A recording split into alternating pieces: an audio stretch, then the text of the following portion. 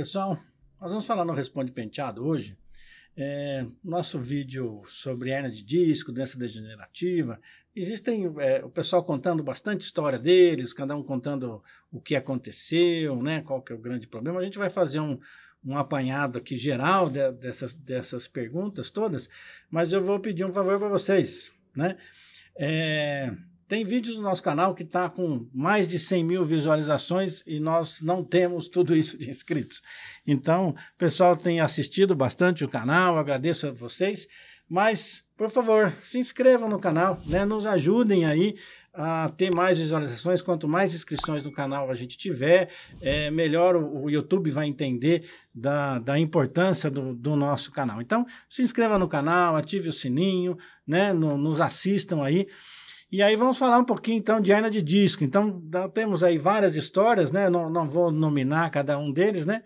Mas falando das questões de que trabalhava com esforço, carregava pesos mais de 27 quilos, outro era motorista entregador, nós temos aqui eletricistas que trabalharam, mecânicos, né? Então, todas essas atividades, meus amigos, são capazes, sim, de causar um agravamento aí dessas doenças degenerativas. Então, primeiramente, uma hernia de disco, ela pode ser sintomática ou assintomática. Então, isso é importante vocês entenderem. O que eu quero dizer com isso? A partir dos 35 anos de idade, a gente vai ficando mais velho, o nosso corpo vai ficando mais velho também. Então, a partir dos 35 anos de idade, eu já passo a encontrar algumas alterações degenerativas, tanto na coluna quanto no cotovelo, a síndrome do carpo em mulheres, né?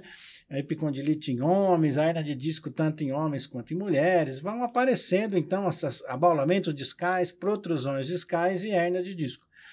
Tanto o abalamento normalmente é assintomático e a protrusão discal, se estiver comprimindo a raiz, independente se for só abalamento ou for uma hernia de disco extrusa, elas podem ocasionar, sim, dor lombar, com ciática, com irradiação para a perna. Mas eu queria deixar bem claro para vocês que 70% das dores nas costas não são relacionadas a essa doença degenerativa de hernia de disco e protrusão discal. 70% das dores nas costas são de origem músculo-ligamentar. E apenas aí 20% estão relacionados às hernias de disco.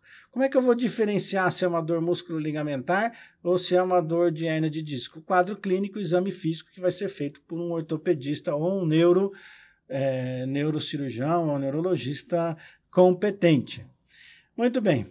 As atividades de levantar peso, mais de que 25 quilos, puxar, empurrar, trabalho com vibração de corpo, por exemplo, dirigindo moto, dirigindo trator, são atividades que podem ocasionar um agravamento dessa lesão, né? Muito tempo com a coluna fletida maior que 60 graus. Então, vamos pegar os exemplos aqui dos colegas. Eu vou pegar lá um eletricista, eu vou pegar um mecânico. Geralmente eles ficam trabalhando em posturas totalmente inadequadas, né? Postura estática com essa parada com a coluna fletida mais que 20 graus, mais que 60 graus, ou entre 20 e 60 graus sem apoio. Eles com a coluna rodada, com a coluna inclinada. Então, são atividades que realmente elas são ruins para a coluna lombar, né?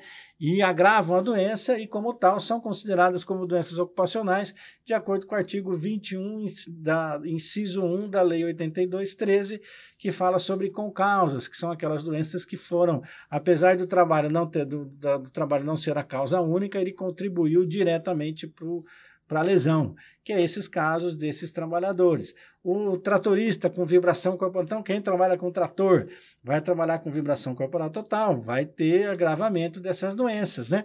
Obviamente, isso que eu estou falando para vocês vai necessitar de uma análise ergonômica, não é todo trator que produz vibração corporal. Hoje, os tratores mais modernos, a pessoa está lá no seu ar-condicionado, o banco tem suspensão, etc. e tal, e ele não tem vibração, né? Mas de 20 anos atrás, quando ele trabalhava naqueles tratorzinhos lá, com certeza tinha, não é isso? Essa minha atividade do mecânico, do auxiliar, do eletricista também, vai depender, assim, efetivamente, né, o quanto que o mecânico tem disposição com a coluna torcida, inclinada ou fletida, né? Os movimentos repetitivos de pegar, então aquele pessoal que trabalha em empresas, tem que ficar montando pallet, pegando coisa do chão e vai montando esse pallet, flexionando a coluna durante toda a jornada do trabalho de maneiras repetitivas, mais que 10, 12, 15 vezes por dia, independente da questão do peso, mas ele tem repetitividade de coluna lombar. Então são todas essas atividades, são atividades que podem causar ou agravar essa doença. Existe uma pergunta aqui, e às vezes existem alguns questionamentos com relação aos peritos que fazem a perícia do INSS, as quais nós não vamos entrar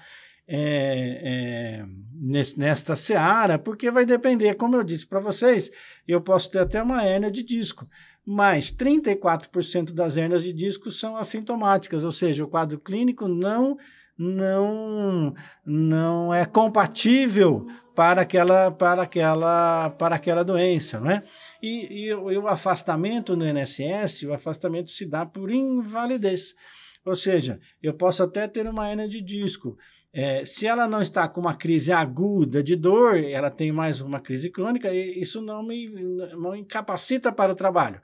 Muitas vezes me incapacita para uma função, mas que eu posso ser mudado de função para uma outra atividade sem o risco para a coluna lombar. Então é isso que às vezes o pessoal não entende a avaliação do perito do INSS, onde ele está avaliando a invalidez para todas as profissões. Se ele tem uma doença, mas que ele pode trabalhar, por exemplo, eu posso ter uma pessoa com a hérnia de disco extrusa, mas que ele está sem dor, que ele está ou com a dor controlada, e ele trabalha de porteiro, ele vai trabalhar na portaria, ele não tem risco. Aquilo não vai agravar a doença e não há necessidade dele ficar de cama o dia inteiro por causa daquela patologia, ok? Espero que vocês me entendam as questões técnicas que eu estou colocando. Para mim não tem nenhum problema, não sou perito do INSS, não defendo o INSS, atuo como perito na Justiça do Trabalho com relação às doenças ocupacionais, então eu fico com muita liberdade de fazer as colocações que eu faço a vocês aqui no nosso Responde Penteado. Que querem fazer mais perguntas sobre coluna? Façam aqui neste vídeo mesmo. Podem fazer as suas perguntas que futuramente nós responderemos para vocês. Muito obrigado, até a próxima.